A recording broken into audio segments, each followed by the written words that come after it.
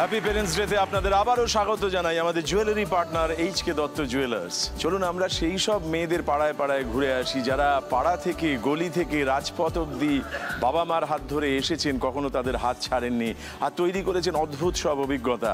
সেই সব অভিজ্ঞতার ঝাঁপি নিয়ে আজকে আমাদের মাঝখানে আসছেন দোলন। তোমরা ছিলে বলেই ছিল স্বপ্নগুলো কাছে, ছোট্টবেলার রূপকথারা এমনি করে। আর একজনকে আমরা আমাদের মাঝখানে পেতে চাইবো, আমরা ডেকে নেব সুভদ্রাকে। সোনার কাঠি মুঠোয় তুলে নিয়ে আজ তোমাদের স্বপ্নগুলো সত্যি করে দিই। ওনার সঙ্গে একটু আলাপ করিয়ে দাও। আমার বাবাকে তো তুমি চেনোই, অনেকেই চেনেন। আমার বাবার নাম শান্তিগোপাল মুখার্জি। শান্তিগোপাল বাবু নমস্কার। শান্তিগোপাল মুখার্জি। কিন্তু সবাই তো ওরকম ভাবে চেনে না, আজকে তোমার মুখ দিয়ে চিনতে চাইলো। বাবা হচ্ছেন একজন থিয়েটার পার্সোনালিটি। বাবা সৌভাগ্য, বাবা অহিন্দ্র চৌধুরী, ছবি বিশ্বাস এদের সাথে স্টেজে কাজ করেছেন, ছবিতে কাজ করেছেন এবং বাবা নিজে প্রচুর ডিরেকশন দিয়েছেন। বাবার সাথে প্রথম হেমন্ত মুখোপাধ্যায় দূরদর্শনে এসছেন এবং তিনি সুর দিয়েছিলেন এবং সেই যে প্রোগ্রামটি হয়েছিল তাতে হেমন্ত মুখার্জি একটি পয়সাও চার্জ করেননি।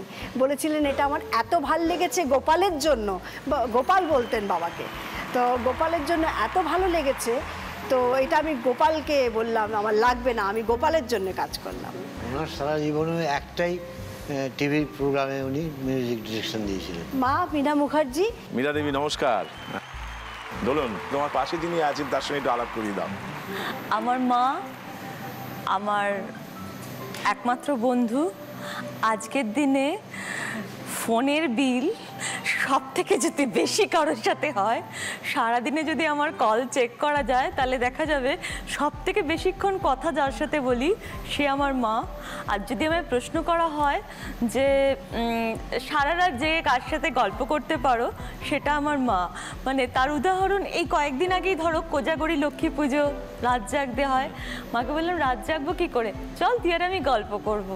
সারা রাত ধরে মা যে সিম্পলি একটা চেয়ারে বসে রইলো আর আমি বিছানায় আতশোয়া হয়ে শুয়ে কি যে গল্প করলাম, সারা রাতে কেটে গেল, কোজাগরি হয়ে গেল আমাদের। শিবরাত্রি রাত জাগতে হবে, মার সাথে গল্প করে রাত জেগে কাটিয়ে দেওয়া যায়। আমার জীবন, আমি মাকে সেদিনকে বলছিলাম মা আমাকে, আমার না একটা জিনিস খুব মনে হচ্ছে, বলছে কি, দেখো তুমি না থাকলে আমি বাঁচবো না, তাহলে তুমি আমাকে একটা আশীর্বাদ করবে, তোমার আশীর্বাদে নিশ্চয়ই হবে। বললো কি, আমি যতদিন বেঁচে থাকবো তুমি ততদিন থাকো। বলে এত কাজ আমি করি, আমি তোমাকে ছাড়া বাঁচতে পারবো না, তুমি না থাকলে আমার কি করে হবে। মানে ইভেন আমি ধরো বিকেলে হাঁটতে গেলে লোকে কানে হেডফোন দেয়, আমার মার ফোনটা হলে এনাফ, ওটা নিয়ে আমি মোটামুটি 1-1.5 ঘন্টা হেঁটে যেতে পারবো। মা ওদিকে বক বক করে যাচ্ছে। আপনাকে তো জ্বালিয়ে মারলো, আপনার তো গলা কি করে ঠিক আছে? বলবে সকাল থেকে রাত অবধি যা হলো সব বলে। কি খেলো, কোনটা ফেলে দিল তা পর্যন্ত, ফেলে দেওয়ার পর কে এসে সেটা খেলো সেটাও বলবে, সব বলবে। আমাকে না বললেও কিচ্ছু ভালো লাগে না। বেশ তো, কিন্তু মার নাম জানা হয়নি, দর্শকরা জানতে চায়। আমার মার নাম দীপিকা রায়। আচ্ছা দীপিকা দেবী নমস্কার, আপনার সঙ্গে আলাপ হয়ে গেল। আমরা এবার নিশ্চিন্তে একটা খেলার মধ্যে ঢুকবো। আমরা একটা খেলা খেলি, সেই খেলাটা হচ্ছে ইচ্ছে পূরণের খেলা। এমন অনেক মা বাবা আছেন যারা এখানে আসতে পারছেন না, এই মুহূর্তে সন্তানও কাছে নেই, বিপর্যয়ের মধ্যে আছেন, তাও হতে পারে। সেই রকম বাবা মার পাশে গিয়ে আমরা দাঁড়াতে চাই, আমাদের সাহায্য, আমাদের উষ্ণতা, আমাদের ভালোবাসা নিয়ে। আমাদের হয়ে সেই ইচ্ছে পূরণের কাজটি আজকে যে বিজয়ী হবে সে করবে। কাননবালা চন্দর প্রায় 75 বছর বয়স। স্বামী ব্যবসা করতেন, মারা যান নিঃস্ব অবস্থায়। কিন্তু মারা যাবার সময় স্ত্রী মেয়ের জন্য কিছুই রেখে যেতে পারেননি। এরকম আমাদের জীবনযাপন করেই জামাইও মারা গেছেন, মেয়ে আর আমি থাকি, খুব কষ্টে আমাদের দিন যায়। কাননবালা দেবীর চোখের অবস্থা খুবই খারাপ, তাই উনি ইচ্ছা প্রকাশ করেছেন চোখের সমস্যা, হাঁটুতে ব্যথা, খুব কষ্ট হয়, চোখ জ্বালা করে। আমার যদি একটা চোখের ডাক্তারের একটা দেখানো হয়, ব্যবস্থা হয়, আর যদি আমার একটা চশমা করে দেওয়া যায় আমার বড় উপকার হয়। তোমার প্রথম ইচ্ছেটা কি? বাবার খুব গ্রামাফোনের শখ। আমাদের একটা গ্রামাফোন ছিল, কিন্তু সেটা কোনোভাবে মিসপ্লেসড হয়ে যায়। তো একটা গ্রামাফোন রেকর্ড, এবং বাবার খুব পুরনো, বাবার অনেক রেকর্ড ছিল, কিন্তু নষ্ট হয়ে গেছে কিছু, সেগুলো তো এখন অনেকভাবে পাওয়া যায়, যে পুরনো ছবি, পুরনো গান, যেগুলো বাবা ভালোবাসেন, সেরম যদি একটা কিছু দেওয়া যায় আর কি। বাবা বাহ, সুন্দর ইচ্ছে। তোমার প্রথম ইচ্ছেটা কি? মা না ভীষণ বই পড়ে। হ্যাঁ। হ্যাঁ, মানে বই পড়ে, মানে সাধারণ বইটই না, নানা রকম দার্শনিক গ্রন্থ, সমস্ত ধর্মগ্রন্থ। তার এখন দুটো ইচ্ছে হয়েছে, সেটা হচ্ছে যে মহাভারতের পদ্য সংস্করণটা ওনার পড়া হয়নি, বহুবার পড়া হয়ে গেছে, পদ্য সংস্করণটা চাই। আমি কয়েকদিন আগে একটা মহাভারত কিনে দিচ্ছি, সেটা পছন্দ হয়নি, বলছে ওরা গল্পের মতন, উপন্যাসের মতন, ওরম মহাভারত আমি পড়তে চাই না, আমি পদ্য সংস্করণে মহাভারত চাই বাংলায়। আর হচ্ছে ছন্দবদ্ধ যাকে বলে। হ্যাঁ, ছন্দবদ্ধ। আর একটা হচ্ছে যে বেদের, ঋগ্বেদ আর সামবেদের পোর্শনটা তার চাই। আচ্ছা, আমরা আছি ফার্স্ট লেভেলে, একদম প্রথম ধাপের প্রথম প্রশ্নটা তোমার জন্য যেটা বরাদ্দ করা আছে সেটা তোমার সামনে হাজির হচ্ছে। ভালো করে দেখো, দরকার হলে ওদের সঙ্গে আলোচনা করো, তারপর উত্তর দাও। দেখে নাও তোমার প্রথম প্রশ্নটা কি আছে।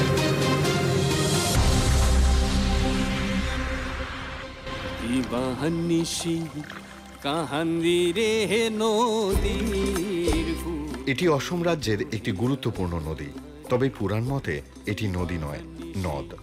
হিমালয় পর্বতমালার কৈলাস শৃঙ্গে এই নদের উৎপত্তি।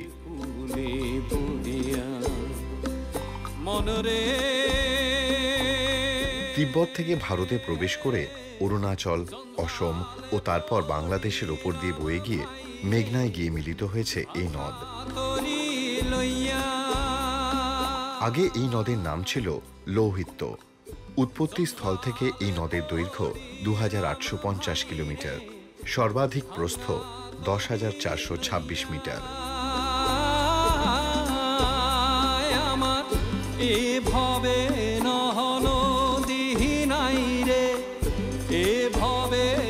এটি কোন নদ?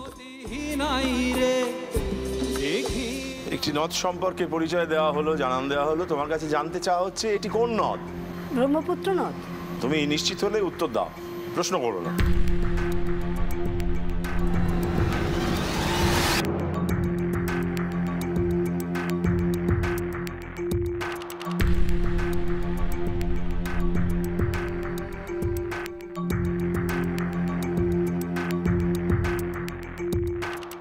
মনে হচ্ছে ব্রহ্মপুত্র নদ। ব্রহ্মপুত্র, এটাই তোমার উত্তর তো? বেশ, তোমার এই উত্তরটা নিলাম। তুমি চ্যালেঞ্জ করতে চাও? না, আমি এটাই ভাবছিলাম। তাই? বেশ, ও চ্যালেঞ্জ করতে চায় না, তুমি একটি উত্তর দিয়েছো ব্রহ্মপুত্র। আমরা দেখে নিই আজকের খেলার প্রথম প্রশ্নটা আমরা ঠিক দিতে পারলাম নাকি ভুল বললাম। পুরাণ মতে এই নদ হল ব্রহ্মার সন্তান, ব্রহ্মার পুত্র, তাই এই নদের নাম হয়েছে ব্রহ্মপুত্র। ব্রহ্মপুত্র, তুমি একেবারে সঠিক উত্তর দিয়েছো। শুভেচ্ছা, অভিনন্দন এবং ধন্যবাদ। এবং সেই সঙ্গে তুমি খাতা খুলে দিয়েছো 25 নম্বরের, আর 25-এর অপেক্ষা, তারপরেই বাবার জন্য প্রথম ইচ্ছে পূরণ। বেশ, তোমার জন্য আজকের খেলার প্রথম ধাপের প্রথম প্রশ্নটি আসছে। শান্ত হয়ে দেখো, তারপর উত্তর দাও। দেখা যাক।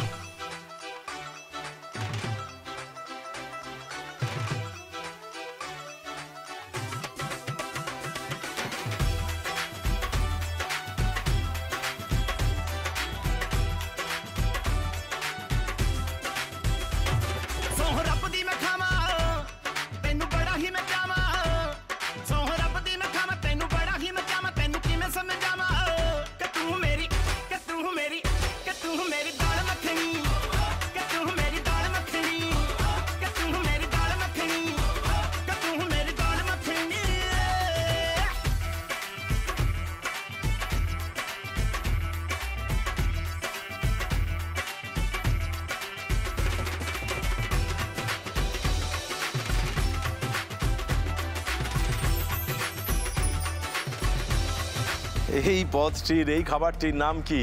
যেভাবে তৈরি করা হলো তাতে একটা ইঙ্গিত দেওয়া হয়েছে। এটা যেভাবে বানানো হলো, কাজু ওপরে অবশ্য ছড়িয়েছে, মানে ইসকনে এটা মিক্স ভেজিটেবল হিসেবে দেয়। আমি মাকে খাইয়েছি বহুবার। একটু মিষ্টি খেতে হয়।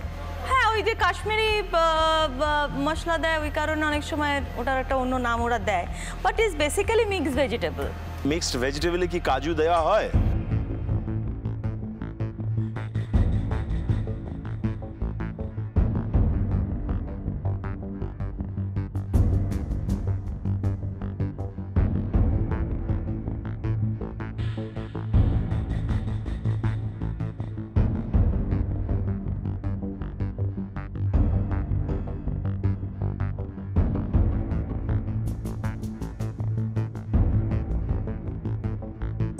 এটার পার্টিকুলার কি নাম হতে পারে? বেশ একটা সুন্দর গোছানো নাম দাও একে। কি জানো না, নবরত্ন, নবরত্ন কোরমা। কোরমা নয় এটা, এটা তো কোরমা ঠিক নয়, নবরত্ন সবজি। কোরমা এটা নয়, কোরমা ইজ ডিফারেন্ট থিং। এটা নবরত্ন বা খেয়েছি অনেকবার ওই ইসকনে এটা করে। ইসকনে এটা করে তো? হ্যাঁ, এটা করে নবরত্ন নাম বলে, নবরত্ন ভেজিটেবলস এই টাইপের নাম ওদের। তুমি কি চ্যালেঞ্জ করতে চাও? হ্যাঁ মানে একই নাম, মানে আমার নবরত্ন কারি মনে হচ্ছে এটা। হ্যাঁ ও কারি বলতে চাইছি বা কিছু। আমি ইংরেজিতে বলছি, বাংলায় বলছি সবজি। তাহলে আমি চ্যালেঞ্জ করতে চাই না, বেসিক নামটাও যা বলেছে তাই বলছো তুমি। হ্যাঁ, না তাহলে আমি প্রাথমিক চ্যালেঞ্জ করতে চাই। নামটা। বেশ, তুমি চ্যালেঞ্জ করতে চাও না, তুমি উত্তর দিয়েছো, তোমার উত্তরটা আমরা গ্রহণ করেছি। এবার আমরা মিলিয়ে নিতে চাইবো আমরা যে উত্তরের খোঁজে ছিলাম তোমার সঙ্গে সেই উত্তর মিললো কিনা, দেখা যাক।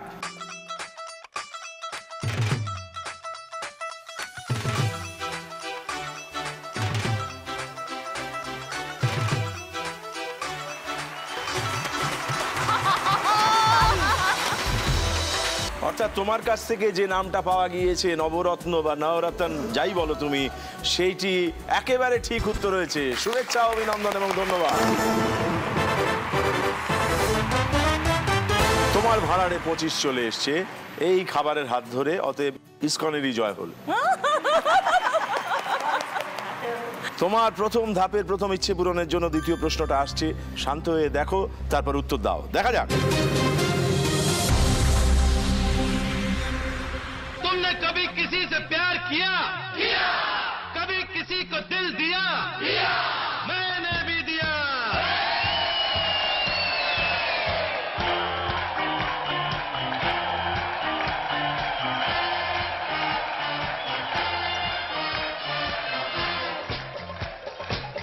ला ला ला ला ला ला ला ला।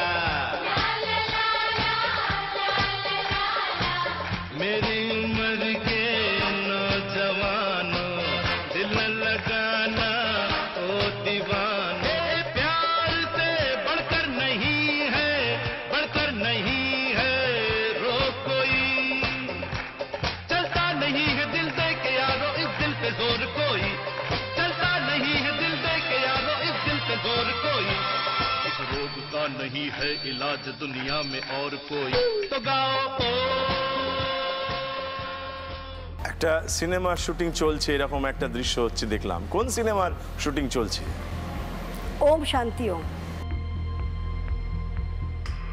কোন সিনেমার শুটিং চলছে? ওম শান্তি ওমের এটা গান। কিন্তু কোন সিনেমার শুটিং চলছে? কোন সিনেমা মানে? সিনেমাটার নামই ওম শান্তি ওম, তাই বলতে চাইছো তুমি? হ্যাঁ, শাহরুখ খান আছে, ফারাহ খান রয়েছে, আর ওখানে ওটা ক্লিপিংস দেখাচ্ছিল যেখানে ঋষি কাপুর নাচছেন, সুভাষ ঘাই রয়েছেন। তার মানে ওম শান্তি ওম। বেশ, তোমার এই উত্তরটা নেবো তো?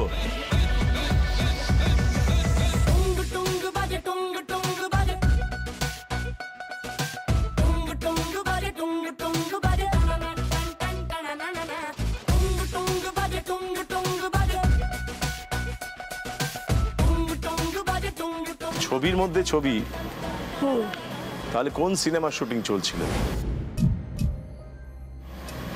প্রশ্নটা হচ্ছে তাই। ওই ছবিতে এই গানটা ছিল না, চাঁদ মেরা দিল চাঁদনি হতো। করো একটু শুনি।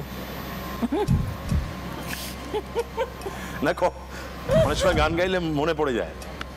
না, ধরুন কি চ্যালেঞ্জ করতে চাও? না, বেশ। জিনাত আমান ছিলেন, একটি নতুন মেয়ে ছিল, ঋষি কাপুর ছিলেন। না গো, মনে পড়ছে না। অতএব তোমার কাছ থেকে এই উত্তরটা পাওয়া গেল না। ও যেহেতু চ্যালেঞ্জ করেনি, অতএব আমরা দেখে নিতে চাইবো যে এটা কোন সিনেমার শুটিং চলছে সিনেমাটার মধ্যে, দেখা যাক।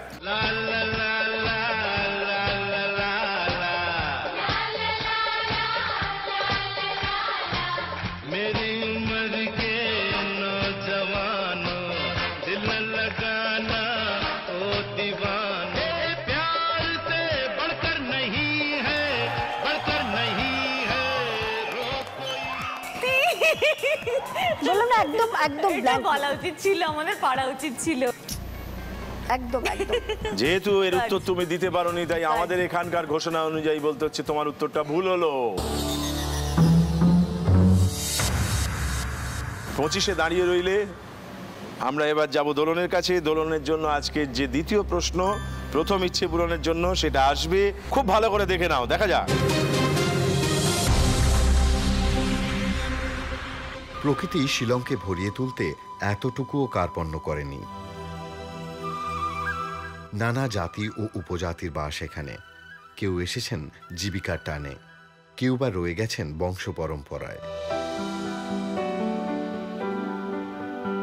এই বাড়িটি এমন এক বাঙালি কবির যার জন্ম খোদ কলকাতায়।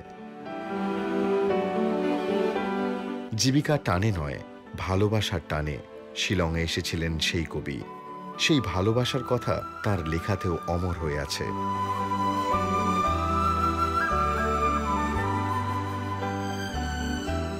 কোন কবির কথা বলা হচ্ছে? আমার তো শেষের কবিতা মনে হচ্ছে। কোন কবির কথা বলা হচ্ছে? রবীন্দ্রনাথ ঠাকুর। জানি না, আমার শিলং মানে হ্যাঁ শেষের কবিতা রবি ঠাকুরই তো মনে হচ্ছে। শিলংয়ের রাস্তাতেই তো সব। কোন কবির কথা বলা হচ্ছে যিনি এখানে গিয়েছিলেন? ও অমিত রায়।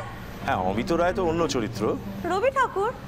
আমি বাড়িটাও চিনি না, কবি এর সম্পর্কযুক্ত হয়ে আমার মনে হচ্ছে রবি ঠাকুর, রবীন্দ্রনাথ ঠাকুর। ও বলছে রবীন্দ্রনাথ ঠাকুর। তুমি চ্যালেঞ্জ করতে চাও? করতে চাও না? তুমি বলেছো রবীন্দ্রনাথ ঠাকুর। আমরা এবার যাচাই করে নেব যে তোমার এই উত্তর দিয়ে আমরা কি তোমার প্রথম ইচ্ছে পূরণ করতে পারলাম, অর্থাৎ তোমার উত্তরটা ঠিক হলো না ভুল হলো। দেখা যাক। বাদল দিনের প্রথম কদম করেছো দান। 1923 সালের এপ্রিল, মে, জুন কবিগুরু রবীন্দ্রনাথ ঠাকুর আমাদের এই বাড়িতেই থেকেছেন। ওনার বিখ্যাত কিছু কবিতাও এখানেই লেখা হয়েছে।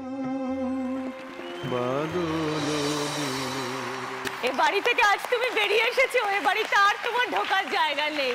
যেদিন ঢুকতে যাবে দেখবে এখানে আর তোমায় ধরবে না।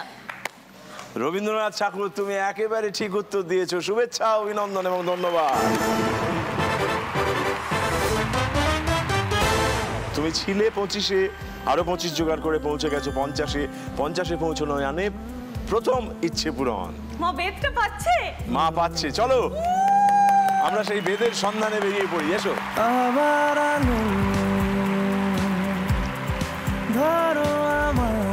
চলো, আমি এটা খুঁজে দিতে পারতাম না। জি বাংলাকে অসম্ভব অভিনন্দন যে তোমার এটা খুঁজে দিয়েছে। দেখো, এটা হচ্ছে, এটা সামবেদ।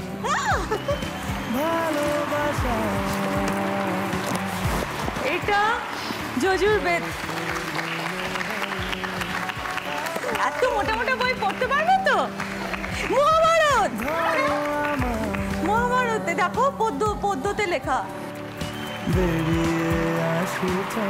হ্যাপি তো?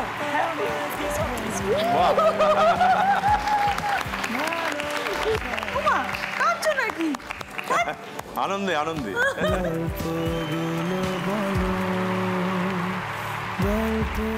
আমার জীবনের শ্রেষ্ঠ পুরস্কার হলো এটা।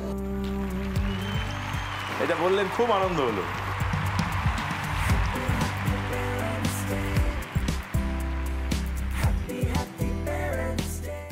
সুভদ্রা, তোমার কাছে এবার একটি প্রশ্ন আসবে। ভালো করে এটাকে দেখো, যাচাই করো, তারপরে উত্তর দাও। দেখে নাও।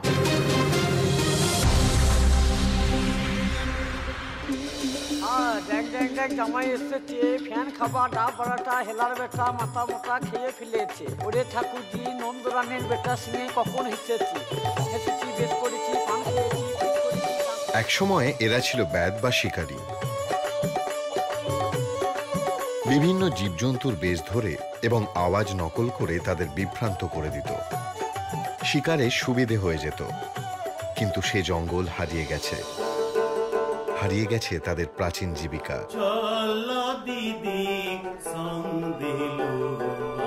বাঁচার সংগ্রাম হয়েছে কঠিন। আজ এরা নানা চরিত্রের রূপ নিয়ে রামায়ণ, মহাভারত, পুরাণের ছোট ছোট ঘটনা মানুষের সামনে তুলে ধরেন, তাদের আনন্দ দেন।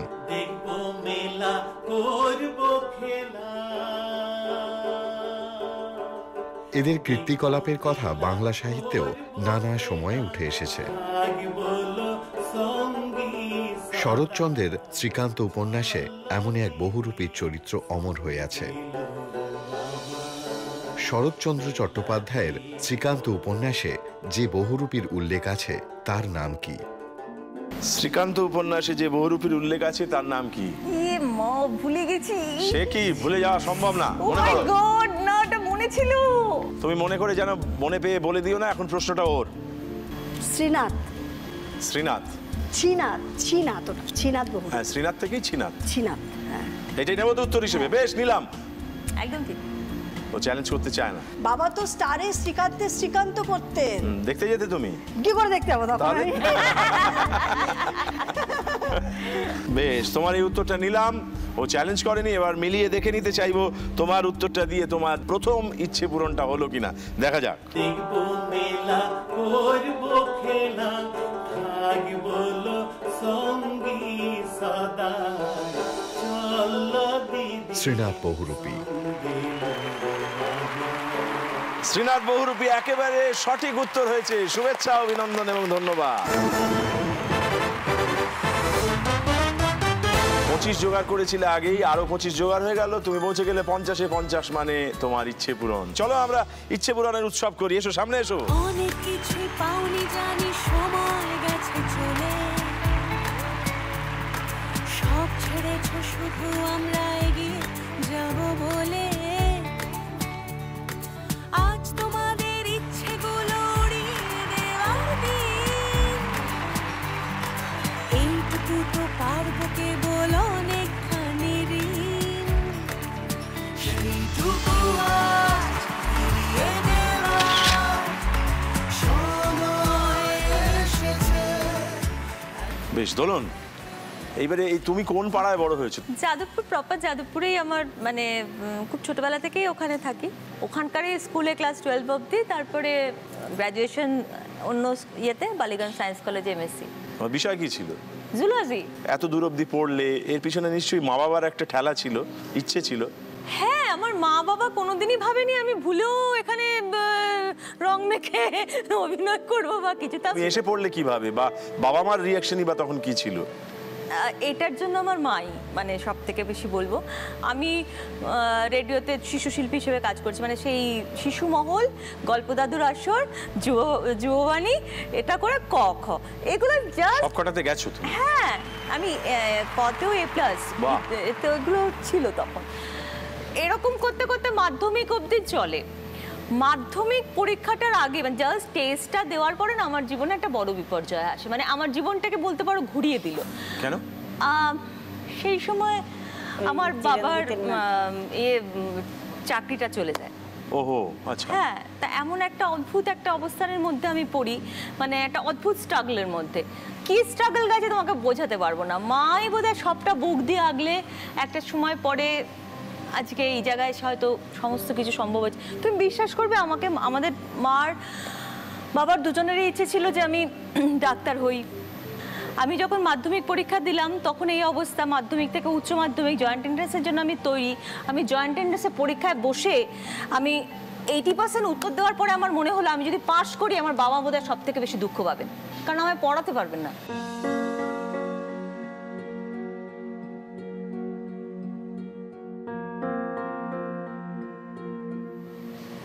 আমি না বেরিয়ে এলাম পরীক্ষা থেকে, বিশ্বাস করো। সে কি? মানে আমি পাশ করলে কি হবে জানি না। ভাইটার ওই অবস্থা, ভাই তখন ক্লাস 7-8-এ পড়ে, আমি সবে উচ্চ মাধ্যমিক পাশ করেছি। তখন আমি ডাক্তারি পড়া মানে আমার কাছে এটার মতো স্বার্থপরতা পৃথিবীতে আর কিছু হতে পারে না। তার থেকে বেটার একটা কলেজে পড়ি, টিউশনে করি, বাড়িটার জন্য একটু ভাবি, সবটা মিলিয়ে আস্তে আস্তে হবে একটা কিছু। মানে একটা সময় এমন লড়াইও গেছে, মানে দুটো ডিম 4টে আলু দিয়ে আমাদের দুবেলা খাওয়ার হয়ে গেছে 4 জনের লোকের। মাই সেটা ব্যবস্থা করেছে। মানে মা কি করতো সেটাই অমৃত লাগতো। কোনোদিন বুঝতে, আমরা হাসিটা কোনোদিন মুখ থেকে অফ ছিল না। মানে সে অভাব হয়তো ছিল, আজকে সেটা ফিল করেছি, এই অভাবে কাটিয়েছি, কিন্তু আনন্দ বা হাসি কখনো অফ ছিল না। সেটা কিন্তু সবসময় ভরপুর ছিল। আমি প্রথম, মা মনে আছে তোমার, আমি প্রথম যখন টিউশনি করে 300 টাকা রোজগার করেছিলাম, মার জন্য তোমার জন্য শাড়ি এনে দিয়েছিলাম কত টাকা দিয়ে? এই লড়াইগুলো তোমাকে অভিনেত্রী হওয়ার দিকে ঠেলে দিয়েছে কিন্তু না অভিনেত্রী না আমি হওয়ার বলছি না। ও ভালো অভিনেত্রী হওয়ার দিকে আমি বলছি এগুলো তোমার জীবনের ভেতরে সঞ্চয়, জীবনের একটু আগে অভিজ্ঞতা। বলছিলাম নিশ্চয়ই, হ্যাঁ তুমি যে এগুলো বলোনি এবং তুমি যে এগুলো এত হাসতে হাসতে বলতে পারো এবং বড় করে বলতে পারো, আমার মনে হয় এগুলো কিন্তু এগুলোই রসদ হ্যাঁ, জীবনকে এগুলো নানান তো দিক থেকে জীবনে আলো ফেলে দেখা। নানানভাবে থাকে। এবং এই যে দোলনকে আমরা সবাই চিনি, অনেকে চেনে, তারা তো তোমার এই ভেতরের গল্পটা জানে না, তারা অনেকেই ভাবে যে এরকমটাই জীবন, কিন্তু এরকমটা যে নয় সেটা জানতে পারলে খুব কষ্ট করে নিজেদের ভেতরেও শক্তি হয়। আমি কিছু আমার আরে ভাই তুমি যেদিন 300 টাকা পেয়ে একটা প্রথম শাড়ি দিয়েছিলে, ওর থেকে বড় আর কি হতে পারে? এখনো শাড়িটা না আলমারিতে সব শাড়ির নিচে আছে, ওই দেখো ভাঁজ করে আমি রেখে কত বছর আগে, কত বছর আগে। আর আমার এখন মনে হয় ওই যে ও যখন থেকে দুটো পয়সা রোজগার করতে শিখেছে বা এইসব দিকে এসে আমাকে অনেক অনেক কিছু দিয়েছে, কিন্তু আমি সত্যি বলছি আজকের মতন বড় পুরস্কার আমি আর ওর থেকে পাইনি। আজকে যা দিল আমাকে, আমার সত্যি আমার জীবনের শ্রেষ্ঠ পুরস্কার। আমি এত খুশি হয়েছি সে কি বলবো। বাহ, সত্যি আজকে খুব ভালো লাগছে আমার। তোমরা ছিলে বলেই ছিল স্বপ্নগুলো কাছে, ছোট্টবেলার রূপকথারা এমনি করে বাঁচে। আমরা এবার সোনার কাঠি মুঠোয় তুলে নিই, আজ তোমাদের স্বপ্নগুলো সত্যি করে দিই, ইচ্ছে খুশি। ও সত্যি মানুষটা খুব ভালো, ভালো মানুষের সাথে হয়তো ঈশ্বর, আমি দেখেছি ভালো মানুষ যারা তাদেরকে ঈশ্বর খুব পরীক্ষা করেন। ও জয়ী হয়েছে ওই কারণে যে ও ভালো মানুষ বলে। বেশ, তাহলে আমিও একটু পরীক্ষা করব। আমি আগেই জেনে নেবো তোমাদের দ্বিতীয় ইচ্ছেটা কি দুজনেরই। তোমার দ্বিতীয় ইচ্ছেটা কি?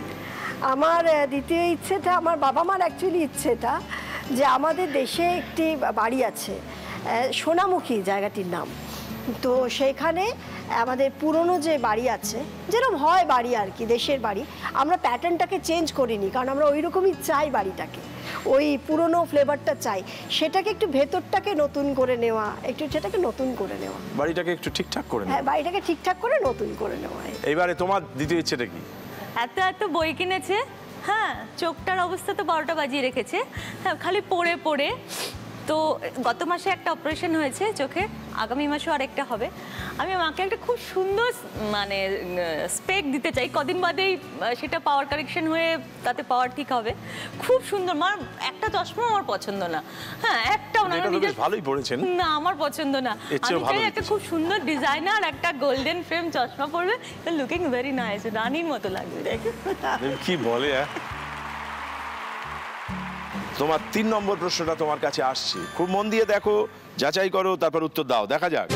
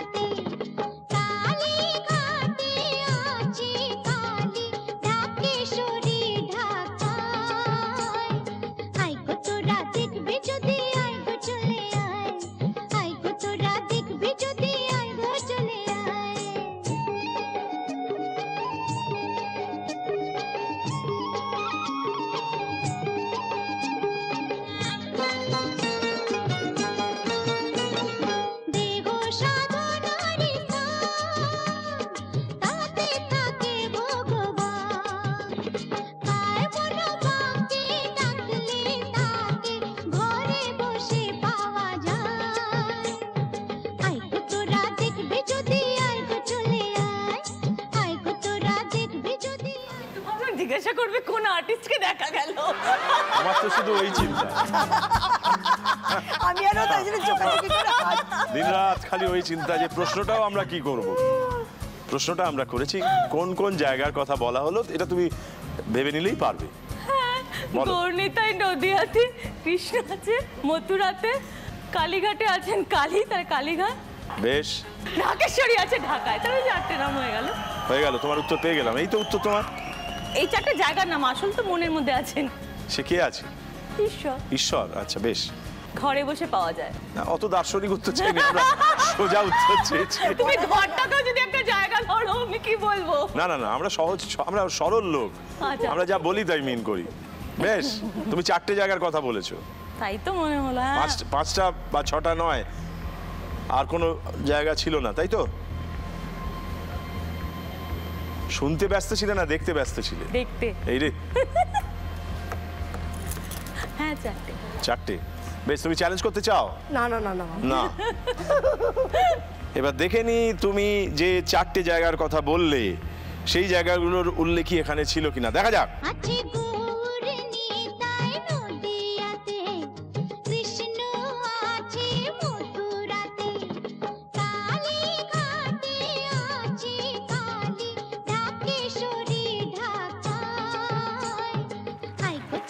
তার মানে তুমি যে 4টি জায়গার কথা বলেছো সেটি একেবারে সঠিক উত্তর হয়েছে। শুভেচ্ছা, অভিনন্দন এবং ধন্যবাদ। ছিলে 50-এ, পৌঁছে গেলে 75-এ। একটু ধৈর্য ধরো, তারপরে আবার তোমার কাছে আসবো। তুমি আছো 50-এ, তুমি দ্বিতীয় ধাপে ঢুকছো দ্বিতীয় ইচ্ছে পূরণের জন্য, কিন্তু তোমার প্রশ্ন সংখ্যা হবে 4। খুব মন দিয়ে 4 নম্বর প্রশ্নটা দেখো। 25 নম্বরের প্রশ্ন দেখে তুমি 50 থেকে 75-এ পৌঁছে যাও। তোমার চতুর্থ প্রশ্নটা আমরা দেখে নিই, দেখা যাক।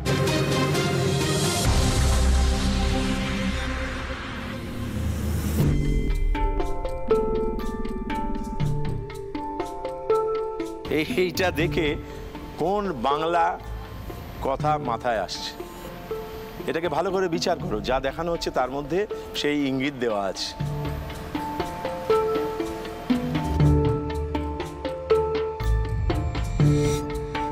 নাক কেটে পরে যাত্রাভঙ্গ। কি কারণে?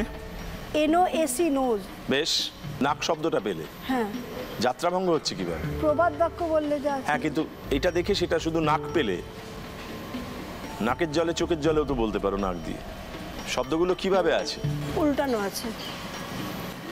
দোলন, তুমি গোয়েন্দার মতো খুঁজতে থাকো, আর যদি খুঁজে পেয়ে গিয়ে থাকো। পেয়েওছি, কিন্তু আমি চ্যালেঞ্জটা করছি না। নাক গলানো। কি কারণে গলানোটা বলছো বলো?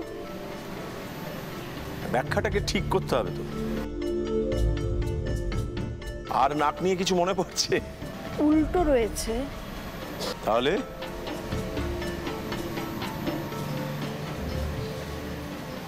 না। বেশ, তোমার নাক গলানোটা শব্দটা কি ধরলাম তাহলে? তুমি কি চ্যালেঞ্জ করতে চাও?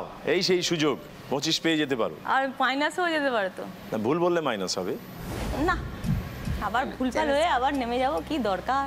মানে তুমি উল্টে নাক দেখাতে চাও না, তুমি চ্যালেঞ্জ করলে না। বেশ, তুমি বলেছো ঘুরিয়ে নাক দেখানো হতে পারে। না, তুমি চ্যালেঞ্জ ছেড়ে দিয়েছো। তুমি বলেছো নাক গলানো। আমরা এবার দেখে নেব যে আসল উত্তরটা আমরা কি খুঁজছিলাম, দেখা যাক।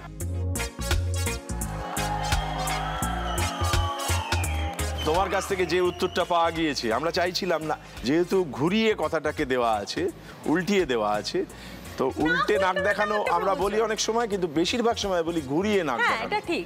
তুমি যে উত্তরটা দিয়েছো দুর্ভাগ্যজনকভাবে সেটা ভুল হয়েছে। 50-এ ছিলে, 50-এই আপাতত রইলে। একটু অপেক্ষা, আমরা দোলনের কাছে যাব, তারপর আবার তোমার কাছে ফেরত আসবো। দোলন, তোমার এবারে যে প্রশ্নটা আসবে, এটা পারলে তোমার দ্বিতীয় ইচ্ছে পূরণ হবে। তুমি 75-এ আছো, তুমি 25 পেলে 100-এ গিয়ে পৌঁছবে।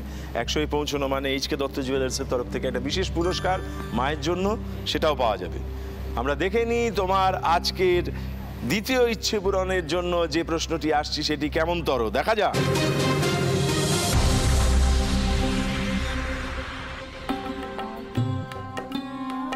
এলাহাবাদের প্রয়াগে প্রতি বছর কুম্ভ মেলা বসে। তার টান এমনই যে দেশের বিভিন্ন প্রান্ত থেকে যেমন সাধু সন্ন্যাসী, লাখে লাখে মানুষ ত্রিবেণী সঙ্গমে চান করতে ছুটে আসেন, তেমনি ভিড় জমান বিদেশিরা। গঙ্গা, যমুনা, সরস্বতী এলাহাবাদে মিলিত হয়েছে, এ আমরা সবাই জানি। কিন্তু এই 3টি নদী পশ্চিমবঙ্গের একটি শহরে এসে আবার আলাদা হয়ে গেছে। তারপর যমুনা গিয়ে পড়েছে ইছামতি নদীতে, সরস্বতী মজে গেছে, আর মূল হুগলি নদী বয়ে গেছে বঙ্গোপসাগরের দিকে। গঙ্গা, যমুনা, সরস্বতী যেখানে আলাদা হয়েছে তার নাম কি? গঙ্গা, যমুনা, সরস্বতী এই 3টি নদী যেখানে আলাদা হয়েছে সেই জায়গাটির নাম কি? কোথায়? পশ্চিমবঙ্গ শহরে? না, পশ্চিমবঙ্গে। পশ্চিমবঙ্গে গঙ্গা যমুনা সরস্বতী পশ্চিমবঙ্গ আলাদা হয়েছে? না না, একটা জায়গায় এসে মিলে আলাদা হয়েছে। শিব তীর্থটা কি জানো, ওই যে যেখানে আমি সব যে চাদর খুলে দিয়ে আসলাম, যাই দাঁড়া, রুদ্রপ্রয়াগ। রুদ্রপ্রয়াগ? হ্যাঁ। রুদ্রপ্রয়াগটা আর একটু রুদ্রপ্রয়াগ অনেক দূরে। বলছে পশ্চিমবঙ্গের মধ্যে জায়গা, তুমি আবার রুদ্রপ্রয়াগ? হ্যাঁ, পশ্চিমবঙ্গে তো বটেই।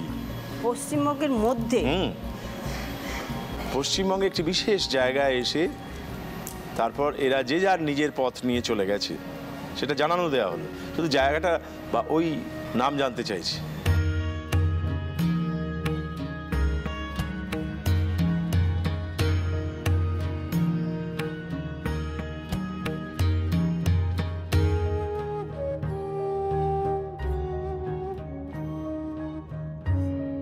বঙ্গোপসাগরী, আমার তো মনে হচ্ছে হলদিয়া টলদিয়ার কথা। হলদিয়া?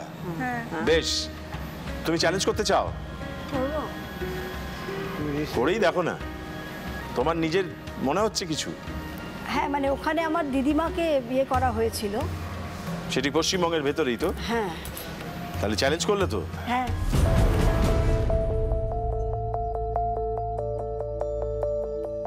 ব্যান্ডেলের কাছে যে ত্রিবেণী আছে, সেখানে মিলিত হয়ে আবার সেখান থেকে আবার আলাদা হয়ে গেছে। তাহলে জায়গাটার নাম ত্রিবেণী। ত্রিবেণী ব্যান্ডেলে। তোমার এই উত্তরটা নিলাম। যদি চ্যালেঞ্জ করে ঠিক বলতে পারো, একটু আগে যে প্রশ্নের উত্তরটা তুমি দিতে পারোনি সেই বাবদ যে পয়েন্ট তুমি খুঁজেছো সেটা পেয়ে যাবে। আর যদি ভুল হয় তাহলে তুমি যে 50-এ দাঁড়িয়ে আছো সেখান থেকে 25 নম্বর পিছিয়ে যাবে। চ্যালেঞ্জ করে যে উত্তরটা পাওয়া গেছে আর দোলন যে উত্তরটা দিয়েছে, কোনটা ঠিক দেখা যাক। গঙ্গা যমুনা সরস্বতী যেখানে আলাদা হয়েছে তার নাম ত্রিবেণী।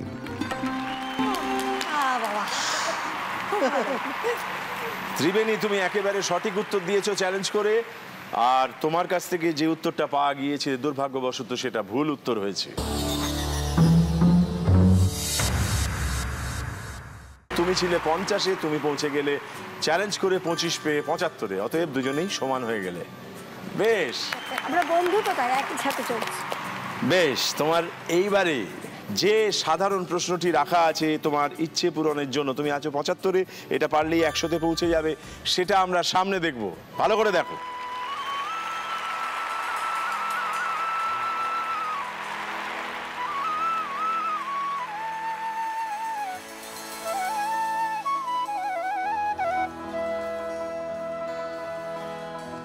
মন মাঝি সাহামাল সাহামাল ডুবলো তোরি ভব নদীর তুফান ভারী। মন মাঝি সাহামাল সাহামাল ডুবলো তোরি ভব নদীর তুফান ভারী। তোর হেলে পেলে না জহা, তোর হেলে পেহেলে না জল কি করবি বল, তোর হেলে পেহেলে না জল কি করবি বল, কেমনে জমাবি পারি। মাঝি সাহামাল সাহামাল ডুবলো তোরি ভব নদী তুফান ভারী।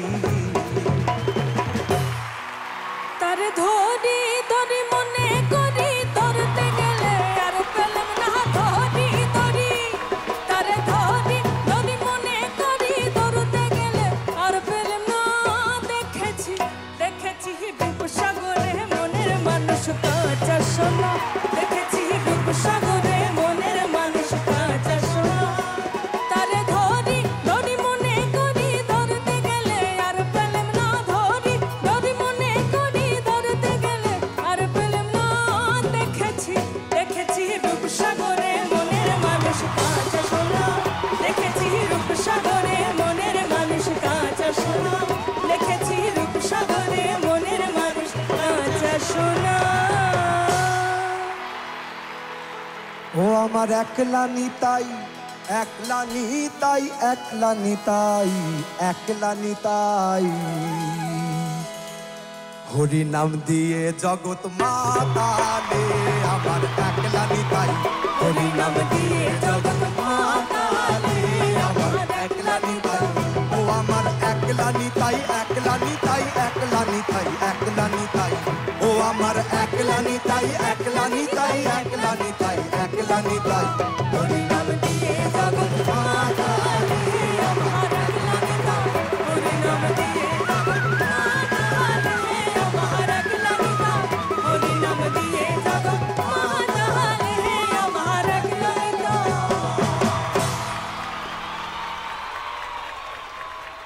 স্মিতা, এবার তোমার কাছে বলবো যে তোমাকেই দায়িত্ব দেব, তুমি সুভদ্রাকে আমরা যে প্রশ্নটা করতে চাইছি সেটা বুঝিয়ে বলো। আমরা তিনজন যে তিনটি লোকগান গাইলাম, সেই তিনটি লোকগান থেকে অনুপ্রাণিত হয়ে রবীন্দ্রনাথ তিনটি রবীন্দ্রসঙ্গীত লিখেছিলেন। তো আপনাকে বলতে হবে সেই তিনটি রবীন্দ্রসঙ্গীত কী কী। তোর মরা গাঙ্গে বাঁধে জয় মা বলে ভাষা তোরি, তুমি গেছো ভেঙে মোরে ঘরের চাবি নিয়ে যাবি কে আমারে বন্ধু আমার, এইটা। আর তুমি গেছো যদি তোর ডাক শুনে কেউ না আসে তবে একলা চলো রে, একলা চলো একলা চলো একলা চলো একলা চলো রে, যদি তোর ডাক শুনে কেউ না আসে তবে একলা চলো রে। তাহলে এই তিনটে রবীন্দ্রসঙ্গীত তুমি বলছো, বেশ। ও যা বলছে তুমি কোনো বিরোধ পাচ্ছ? না না। বেশ, এবারে তুমি যে উত্তরটা দিয়েছো ওদের কাছেই জেনে নেবো, বিশেষত তোমার কাছে স্মিতা, যে ও যে উত্তরগুলো দিল সেটা কি ঠিক হলো না ভুল হলো? একদম সঠিক উত্তর। ও থ্যাংক ইউ। তার মানে তুমি একেবারে সঠিক উত্তর দিয়েছো, অসাধারণ। শুভেচ্ছা, অভিনন্দন এবং ধন্যবাদ। এইবারে তুমি যে নম্বর জোগাড় করতে পেরেছিলে তার থেকে আরো 25 বেড়ে গেলে, কিন্তু সেই হিসেব নিকেশ আমরা করব, তার আগে একবার ওদের কাছে যাব। আমার একলা নিতাই একলা নিতাই একলা নিতাই একলা নিতাই ও আমার একলা নিতাই একলা নিতাই একলা নিতাই একলা নিতাই হরি নাম দিয়ে জগৎ মাতালে আমার একলা নিতাই হরি নাম দিয়ে জগৎ মাতালে আমার একলা নিতাই তবে একলা চলো একলা চলো একলা চলো একলা চলো তবে একলা চলো একলা চলো একলা চলো একলা চলো যদি তোর ডাক শুনে কেউ না আসে তবে একলা চলো যদি তোর ডাক শুনে কেউ না আসে তবে একলা চলো যদি তোর ডাক শুনে কেউ না আসে তবে একলা চলো রে। আবার ধরো আমার বেরিয়ে আসি চলো আমায় কেবল ভালোবাসা গল্পগুলো বলো আবার আঙুল ধরো বেরিয়ে আসি চলো আমায়। বাবাকে আজকে এর সাথে একটা ক্ষমা চেয়ে নিচ্ছি। আমার বিয়েটা আমি নিজের মতে করেছিলাম, সেই সময় বাবা মাকে একটু কষ্ট দিয়েছি। ঠিক আছে, তো ওটার জন্য যদি কিছু যারা বাবা মাদের হয়তো বাবা মারা সেই মুহূর্তে একটু ইয়ে হন, যদিও আজকে দাঁড়িয়ে আমার বর আমার বাবার কাছে সবচেয়ে প্রিয় লোক। আমি এখন আমে দুধে মিশে গেছে, আমি আছি এখন গড়াগড়ি খাই, আমার বর এখন সবচেয়ে প্রিয় ব্যক্তি আমার বাবার কাছে। কিন্তু একটা সময় ছিল যে সময়টা বাবা কথা বলতেন না, মাও অসন্তুষ্ট হয়েছিলেন, তো সেসবের জন্য ক্ষমা চেয়ে নিচ্ছি। কষ্ট না করলে কি কেষ্ট মেলে? আজ কেষ্ট মিলেছে। বেশ, এসো, ধন্যবাদ। এই যে ইচ্ছে পূরণ হলো যখন, তখন দেখলাম ওর জীবনের একটা অন্য সময়ের কথায় ফিরে গিয়ে ক্ষমা চাইলো, আনন্দ করলো, এবং ওর উল্টো দিকে বাবা মা যারা দাঁড়িয়ে আছেন তারা বলছেন এটা অতীত। সব মিলে আসলে মজারই ঘটনা হচ্ছে। কোনোদিন খুব কষ্ট পেয়েছেন যে এই কথাটা আমার, এই কথাটাও বুঝলো না, আজও তার জন্য আক্ষেপ হয়, এরকম কোনো কষ্ট আছে আপনার? তৎক্ষণাৎ হয়েছিল, তারপরে এখন আর সেটা হয় না। মানে বলো, আমি তো জানি না।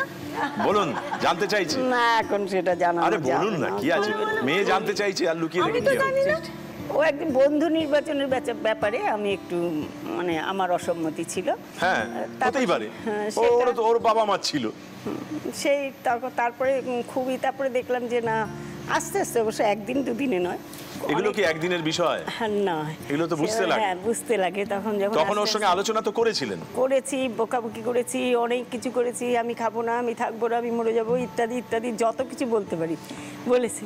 আর তখন মেয়ে কেমন করতো? মেয়ে আমাকে বোঝানোর চেষ্টা করতো, গলা জড়িয়ে ধরে নানান রকম ভাবে বোঝানোর চেষ্টা করতো। তারপরে আস্তে আস্তে আস্তে দেখলাম যে মেয়ের সুখী সুখ, মেয়ে যদি তাতে খুশি থাকে তাহলে আমাকে খুশি থাকতেই হবে। সেই জন্যই আমি দেখলাম না, আমার মেয়ে তো খুশিই আছে।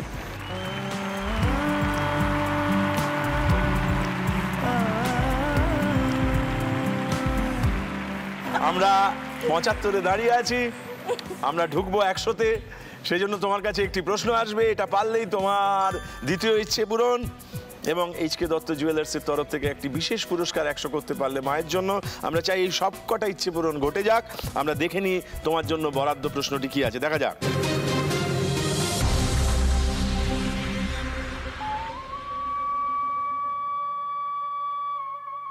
আটের দশক থেকে বাংলা সিনেমা দর্শক আনুকূল্য হারাতে থাকে। হয় বাংলা হলগুলো বন্ধ হতে শুরু করলো, নয় চলে গেল হিন্দি ছবি দেখতে। অথচ 5 থেকে 7-এর দশক ছিল বাংলা কমার্শিয়াল ছবির স্বর্ণযুগ। সেই সময়টা ছিল উত্তম কুমারময়। পাড়ার মেয়েরা বইয়েরা সব পয়সা জমাতে উত্তম কুমারের একটা বই রিলিজ হলে দেখতেই হবে।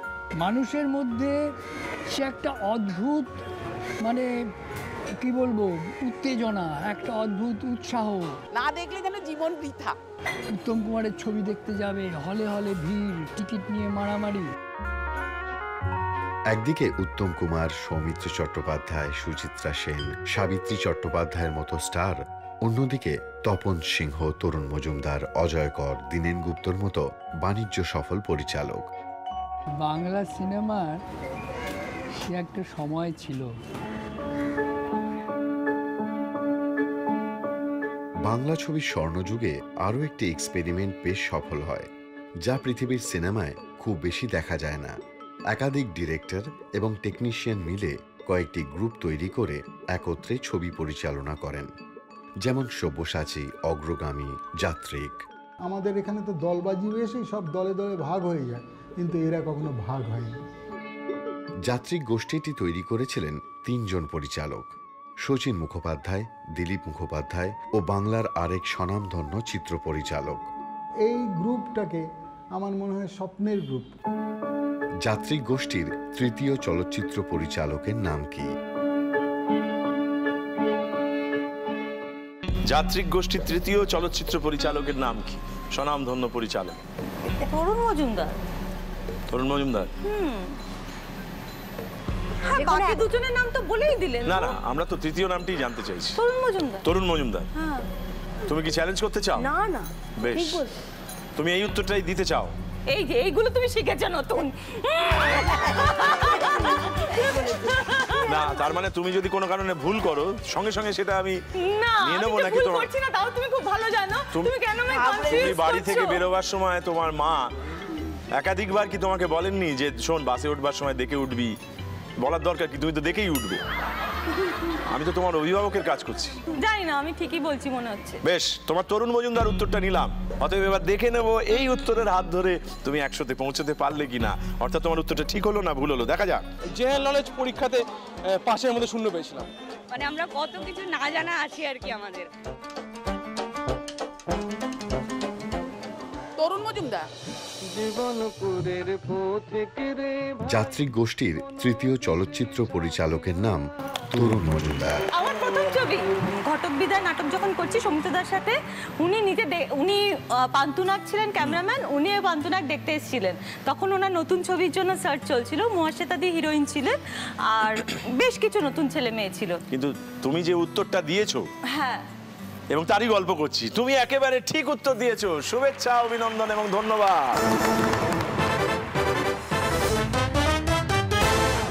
তুমি পৌঁছে গেছো 75 থেকে 25 সংগ্রহ করে 100-তে।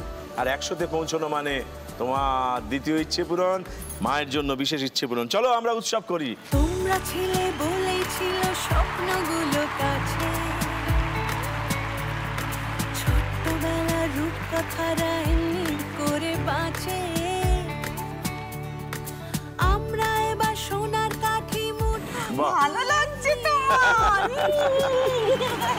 আজ তোমাদের স্বপ্নগুলো সত্যি করে দিই।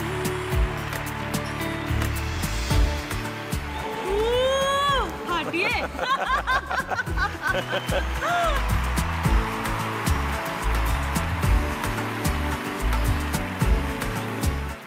সুভদ্রা, তোমার তৃতীয় ইচ্ছেটা কি? এখনকার বাচ্চারা তো অনেক অ্যাডভান্স, আমরা তো আমাদের সময় তো ছেড়ে দাও, মোবাইল ছিল না। আমার মেয়ে মোবাইলেই সব কিছু করে, অনলাইনে সে জিনিসপত্র কেনাকাটি করে মোবাইলে। তো সেইখানে মার কাছে এক একটি করে খেলনা নিয়ে আসে আর বলে এটা আমাকে কিনে দাও, এবং তাদের ওইটি তাদের ইচ্ছে যে তার জন্য খেলনাপাতি, খেলার জিনিস, মানে নাতনির জন্য খেলনা। হ্যাঁ। বেশ বেশ বেশ। তোমার তৃতীয় ইচ্ছেটা কি? মা খুব গান শুনতে ভালোবাসে, তো রিসেন্টলি মার ওই গান চলার মেশিনটা একটু গড়বড় করেছে, তা আমি একবার ঠিক করে এনে দিয়েছি, আমি বলেছি রিসেন্টলি কিনে দেবো। তো আজকে যখন এখানে আসার সুযোগ হয়েছে, তো আমি চাইছি এটা যদি মা পেয়ে যায়। দুজনেরই ইচ্ছের কথা জানা হয়ে গেছে। তৃতীয় ইচ্ছের জন্য প্রশ্ন আসবে, তার আগে তোমাকে মনে করিয়ে দেবো তোমার জাদু প্রশ্ন পাওনা আছে। এইবারে যদি জাদু প্রশ্ন চেয়ে নাও তাহলে 100 থেকে একেবারে 150 চলে যেতে পারো। বেশ, তোমার জন্য সুভদ্রা আজকের বরাদ্দ করা জাদু প্রশ্নটা কি জাদু নিয়ে তোমার সামনে হাজির হচ্ছে দেখা যাক।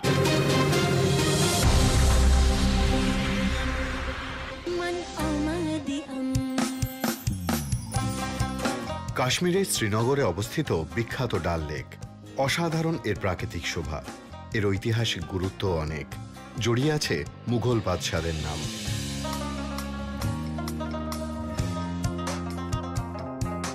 সুবিশাল ডাল লেকের মধ্যে আছে দ্বীপ সদৃশ একটি জায়গা, যার চার প্রান্তে রয়েছে 4টি গাছ। শাহজাহানের পুত্র মুরাদ বেগমদের সঙ্গে এখানে আসতেন এবং পায়রাদের খাওয়াতেন।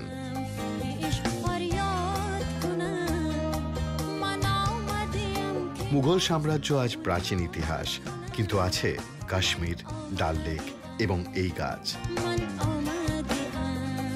কাশ্মীরের ঐতিহ্যের সঙ্গে জড়িয়ে আছে এই গাছ। কাশ্মীরের প্রতিটি গ্রামেই দেখা যায় এই গাছ, এবং গাছটিকে কাশ্মীরের মানুষেরা সৌভাগ্যের প্রতীক হিসেবে মানেন। গাছটির নাম কি?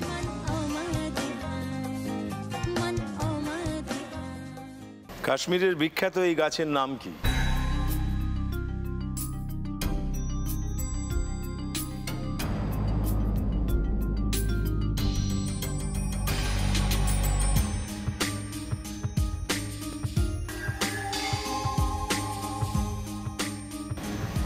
একটা আন্দাজ করে কিছু বলতে পারো?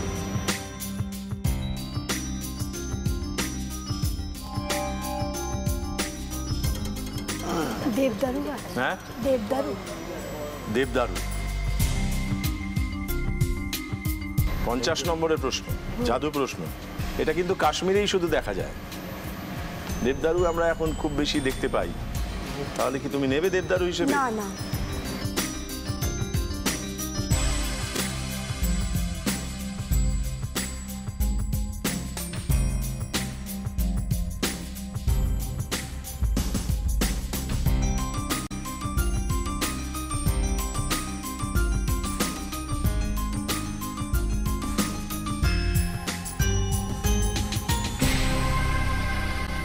কাশ্মীরের খুবই মূল্যবান বলে এটাকে মনে করা হয়। এই গাছগুলোকে খুবই দামি, খুবই,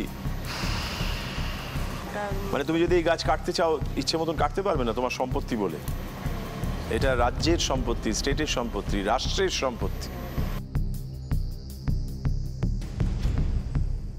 বেশ মজার একটা ক্লু দিই। রাজারহাট ভিআইপি রোডের কাছাকাছি একটা মোড় আছে এই গাছটির নামে। রাজারহাট ভিআইপি রোডের কাছাকাছি ওই দিকটা জানাশোনা আছে? ওই জায়গাটা যাওয়া নেই। বা আমরা মজার, এটা কিন্তু মজার clue. Oak tree. Oak tree. বেশ, তোমার এই উত্তরটা নিলাম।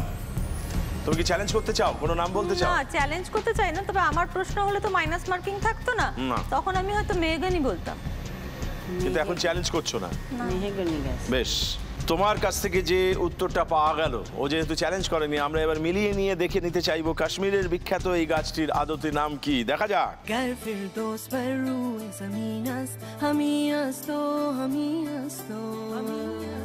গাছটির নাম চিনার। যদি তুমি রাজারহাটের দিকে যাও চিনার পার্ক বলে একটা চিনার মোড় আছে, ওটা জানি না তো নামটা। তুমি যে উত্তরটা দিয়েছো সেটি ভুল হয়েছে। অতএব তোমাকে 100-তে থেমে থাকতে হলো। তোমার কাছে একটি ম্যাজিক প্রশ্ন আছে, একটি নর্মাল প্রশ্ন আছে, সাধারণ প্রশ্ন। নর্মালটাতে যাই, তারপর লাস্ট নর্মাল নিলে তুমি 125-এ পৌঁছবে। হ্যাঁ, ওকে ওকে, দেন আমি ম্যাজিক প্রশ্নটা নেব। বেশ, একজন জাদুর রহস্য উদ্ধার করতে পারেনি, আর একজন অপেক্ষায়। বেশ, দেখে নেওয়া যাক তোমার জন্য আজকে 50 নম্বরের কি জাদু প্রশ্ন আমরা দিতে পারছি। দেখে নাও খুব ভালো করে মন দিয়ে, তুমিও মন দিয়ে দেখো, চ্যালেঞ্জ করতে পারো। দেখা যাক।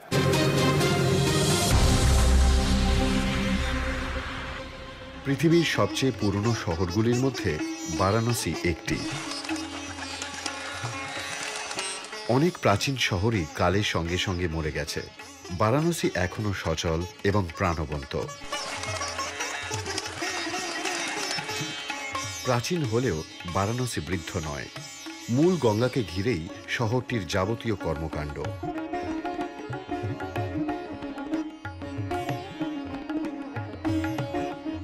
কিন্তু বারাণসী নামের উৎপত্তি গঙ্গার দুটি শাখা নদী থেকে। শহরটির উত্তর প্রান্ত দিয়ে এখনো বয়ে চলেছে বরুণা। দক্ষিণ প্রান্তে আরেকটি নদী প্রায় খালে পর্যবসিত হয়েছে। এই নদীটির নামে মূল গঙ্গায় একটি ঘাটও আছে। বারাণসী নামের উৎপত্তি বরুণা এবং আরেকটি নদীর নাম থেকে। নদীটির নাম কি?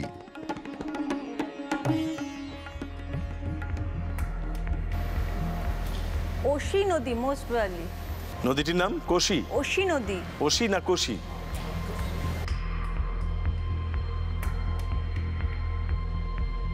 নাকি অন্য কোনো নাম ভাবতে থাকো? না না না, বরুণা নদী তো জানতামই। ওশি। ওশি। ওশি না কাছাকাছি অন্য কিছু? কোশি কোনো নদীর নাম শুনি না, কোশি শুনেছি, কোশি। হ্যাঁ, তুমি কনফিউশন করে দিচ্ছ আমাকে।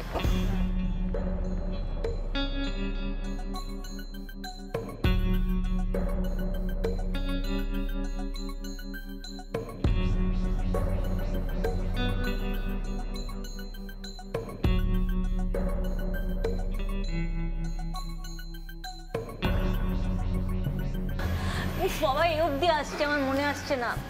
বরুণা নদী আর এগুলো সব আমি এটার বারাণসী নাম দুটি নদী, ওশি নদী, একটি বরুণা। হ্যাঁ, ওশি বোধহয়, মনে হচ্ছে ওশি। সেই নদীটা ওরকম নোংরা হয়ে ইয়ে হয়ে গেছে, পুরো শহরের ময়লা জমেছে। আমি এরকম একটা ডকুমেন্টারিও দেখেছিলাম। এগুলো তো আমরাও বললাম, ঠিকই বলছো। ওশি নদী মনে হচ্ছে। ওশি রটা কি নেই? আশি নদীটা উচ্চারণটা কি? আমার মনে হচ্ছে আশি নদী। বেশ, তোমার এই উত্তরটা নিলাম। তুমি কি চ্যালেঞ্জ করতে চাও অন্য কোনো নাম? না না। বেশ, এবার দেখে নি আমরা কোন নামটির আকাঙ্ক্ষায় ছিলাম। তোমার উত্তরটা ঠিক হলো না ভুল হলো যাচাই করে নি, দেখা যাক। আরেকটি হলো আস্সি নদী। বরুণা এবং আস্সি থেকে বারাণসী। তোমার কাছ থেকে যে উত্তরটা পাওয়া গিয়েছে সেটা একেবারে সঠিক উত্তর হয়েছে। শুভেচ্ছা, অভিনন্দন এবং ধন্যবাদ। এবং এই জাদু প্রশ্নের হাত ধরে তুমি 50 নম্বর জোগাড় করতে পেরেছো এবং তুমি পৌঁছে গেছো 150-তে। 150 মানে তৃতীয় ইচ্ছে পূরণ। তৃতীয় ইচ্ছে পূরণ মানে উৎসব করা, উদযাপন করা। চলো আমরা সামনে যাই। মায়ের আমি আঁকড়ে চলি বাবার পায়ে পায়ে, আজও গাছে ঠান্ডা ছায়া ছেলেবেলার গায়ে। প্রচন্ড জোরে জোরে বাজবে, সারা পাড়া জুড়ে বাজবে। কি শুনতে চাইবেন উনি? ওতে রাধে রাধে রাধে রাধে। ভাষা কখনো যা শেষ হবে না।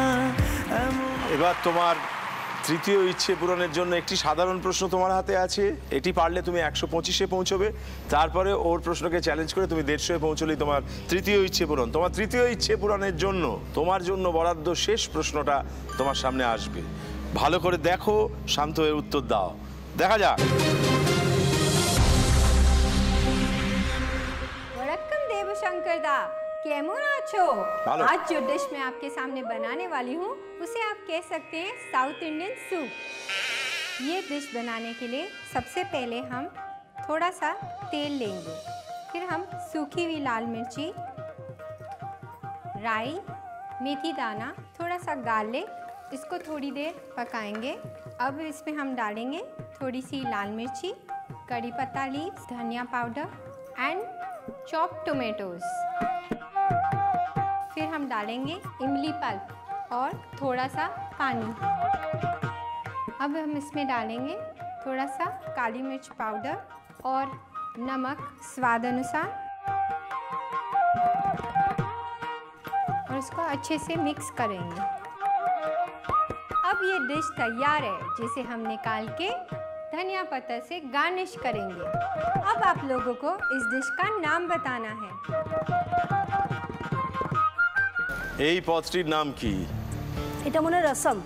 এটা অনেকে এরকমভাবেও খায়, অনেকে পুরো স্ম্যাশড করে দেয় একটা গ্লাসের মধ্যে করে, অনেকে ছেঁকেও নেয়, জাস্ট খালি জলটা দেয় আর কি, জলটা খায় সেটা। সেই অনেকের মধ্যে তুমি আছো তো? হ্যাঁ। বেশ, রসম, এটাই তোমার উত্তর। বাহ, তোমার এই উত্তরটা নিলাম। দোলন, এটাই মনে হচ্ছে। তাই সম্বার হবে না, সম্বার হলে তো একটা ডাল লাগতো। ডাল থাকতো, ডাল নেই এখানে। এটা রসমই হবে। দেখা যাক উত্তরটা ঠিক হলো না ভুল হলো।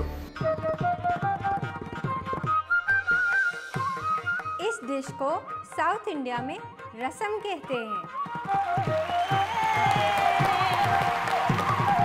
রসম একেবারে ঠিক উত্তর দিয়েছো তুমি। অভিনন্দন, শুভেচ্ছা এবং ধন্যবাদ।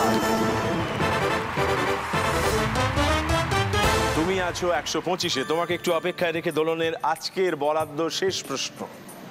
চতুর্থ ইচ্ছে পূরণের চান্স নেই, কেননা তুমি এটা পারলে 175-এ পৌঁছবে। তবু তোমার কাছে জেনে নিতে চাইবো তোমার চতুর্থ ইচ্ছেটা কি ছিল? মার খুব পিলগ্রিম মানে ট্যুরটা খুব ভালো লাগে, যে কোনো একটা তীর্থস্থান ওরিয়েন্টেড জায়গা হবে, অ্যাট দ্য সেম টাইম একটু বিশ্রাম হবে, আমার সাথে সারাক্ষণ গল্প করতে পারবে। সেটার জন্য বেস্ট জায়গা হচ্ছে পুরী কিংবা বেনারস। মার জন্য পুরী হচ্ছে বেস্ট। এইটুকুন একটা আমার খুব ইচ্ছে ছিল যে মাকে নিয়ে এই একটা যদি ট্যুর করা যেত। তোমার কাছে তোমার জন্য বরাদ্দ শেষ প্রশ্নটি আনতে চাই। এটা যদি তুমি ঠিক বলো তুমি পৌঁছবে 175-এ, আর যদি চ্যালেঞ্জ করে ও ঠিক বলে তাহলে ও পাবে 150, অর্থাৎ তৃতীয় ইচ্ছে। কারণ ও পেলে ওর কিছু একটা হবে, আমি পেলে তোমার কিছুই হবে না। সেটা তোমরা বিচার বিবেচনা করো।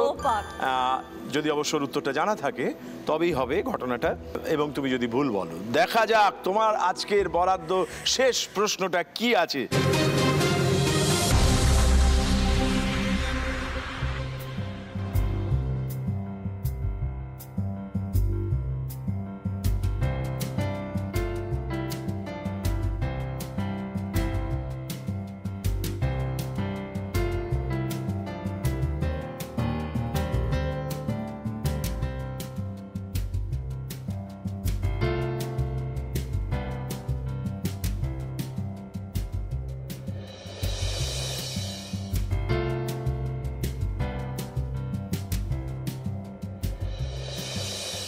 এই যা দেখলাম তার থেকে ছোটদের কোন বইয়ের নাম বোঝানো হলো?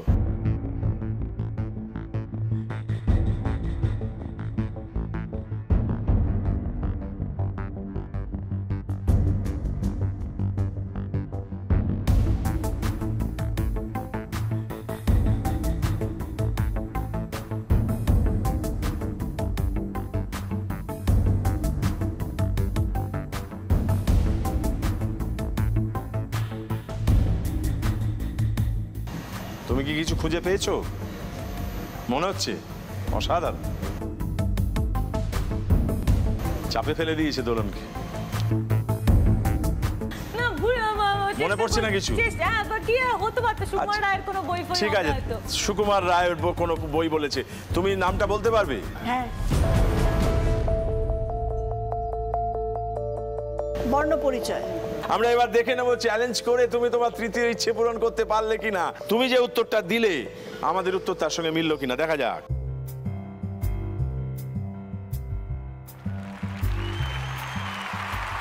বর্ণ পরিচয়, একেবারে সঠিক উত্তর দিয়েছো তুমি। বেশ, ও রইল 150-তে, তুমি পৌঁছলে 150-তে। তুমি যেহেতু 150-তে পৌঁছলে, তাই তোমার তৃতীয় ইচ্ছে পূরণ হলো। আগে তোমার তৃতীয় ইচ্ছে পূরণ করব, তারপর আমরা সবাই মিলে উৎসব করে আজকের খেলার ইতি টানবো। চলো সামনে। অনেক কিছুই পাওনি জানি, সময় গেছে। বেশ, তোমার মেয়ের নাম কি? আমার মেয়ের নাম নিখাত, মানে নিখুঁত। আমার চলে এসো। হাজবেন্ডও এসেছেন, ফিরোজ। ও ফিরোজ, আসুন। বলে আজ তোমাদের ইচ্ছেগুলো উড়িয়ে দেওয়ার দিন, এইটুকুতেই পারবো কেবল অনেকখানি ঋণ, সেইটুকু আজ ফিরিয়ে দেওয়ার সময় এসেছে। এখন থেকে সব বেশ, আমাদের একেবারে খেলার শেষে আমরা জানতে পেরেছি যে তুমি 150 স্কোর করেছো, তুমিও 150 পেয়েছো, অতএব দুজনেই আজকে বিজয়িনী। আমাদের আজকের বিশেষ ইচ্ছে সেটা কিন্তু তোমরা দুজনে মিলে পূরণ করবে। আমাদের হয়ে এমন একজন মানুষের কাছে যাবে যিনি তোমাদের হাত ধরতে চান, একটু তোমাদের হাতের উষ্ণতাটুকু নিতে চান। এছাড়া আমাদের তরফ থেকে বিশেষ কিছু পুরস্কারের ব্যবস্থা আছে, সেটা আমরা দিতে চাই। এটা হচ্ছে হ্যাপি প্যারেন্টস ডে ট্রফি, এটা তোমার জন্য। এটা তোমার আর তোমার মায়ের ছবি, একটি স্মারক, এটি বাড়িতে থাকবে তোমাদের বাড়িতে। আর এটা তোমার মায়ের জন্য আদি মোহিনীমোহন কাঞ্জিলালের তরফ থেকে একটি বিশেষ শাড়ি, স্বর্ণালী কাঞ্জিলালের ডিজাইন করা। এইচ.কে. দত্ত জুয়েলার্সের তরফ থেকে 5,000 টাকার একটা গিফট ভাউচার, এটা তোমার মায়ের জন্য। যেহেতু তুমি বিজয়িনী হয়েছো আজকের, সেহেতু হোটেল পোলো টাওয়ার্স শিলংয়ের তরফ থেকে 2 নাইট স্টেজ, একটা ফ্রি স্টেজ, যেখানে গিয়ে তোমরা আড্ডা মারতে পারবে। এটাও তোমাদের। বেশ, তোমার জন্য ট্রফি আছে, একই রকম ট্রফি।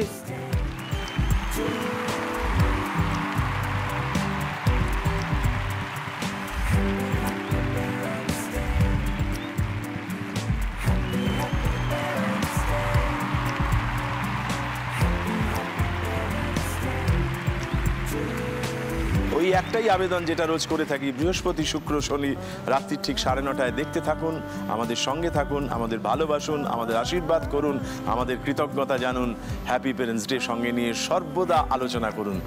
ধন্যবাদ, শুভরাত্রি।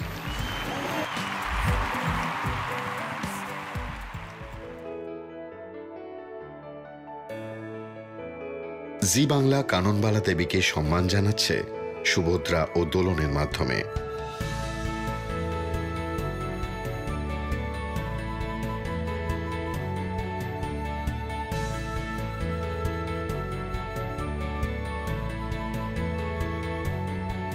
উনি কে হন আপনার? আমাদের মায়ের মতন, একটু দেখুন ওনার কি সমস্যাগুলো একটু ভালো করে। অবশ্যই অবশ্যই।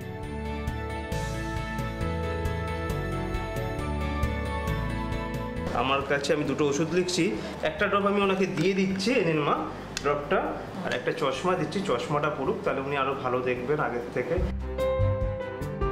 খুব আনন্দ হচ্ছে, কিন্তু একটা অদ্ভুত ফিলিংস হচ্ছে, মানে কথা বলা যাচ্ছে না। উনি যখন নাকি আমরা ওনাকে নিয়ে যাচ্ছি, ওনাকে ডাক্তারের কাছে নিয়ে গেলাম, কথা বললাম, চশমা পছন্দ করাচ্ছি, উনি বলছেন তোমরা যেটা পছন্দ করে দেবে, তোমরা তো আমার মেয়ের মতোই, যেটা পছন্দ করে দেবে মা সেটাই আমার পছন্দ। মানে এক মুহূর্তে মনে হচ্ছিল সত্যি নিজের মার কথা মনে হচ্ছিল, যে মাও ঠিক এমন করেই তো বলে। আজ থেকে তোমার 2 মেয়ে হলো। আজ থেকে 2 মেয়ে হলো বাবা। জি বাংলাকে অসংখ্য ধন্যবাদ এরকম একটা সুন্দর মুহূর্ত আমাদের মানে উপহার দেওয়ার জন্য। একদম অনেক ধন্যবাদ জি বাংলাকে। আর হ্যাপি প্যারেন্টস ডে কে স্যালুট জানাই। হ্যাপি প্যারেন্টস ডে কে স্যালুট অলসো। জি বাংলা হ্যাপি প্যারেন্টস ডে এর মঞ্চ থেকে কাননবালা দেবীর চোখের চিকিৎসা করার ইচ্ছা পূরণ করে সুভদ্রা ও দোলন আসলে সম্মান জানালেন এই রকম অসংখ্য বাবা মাকে।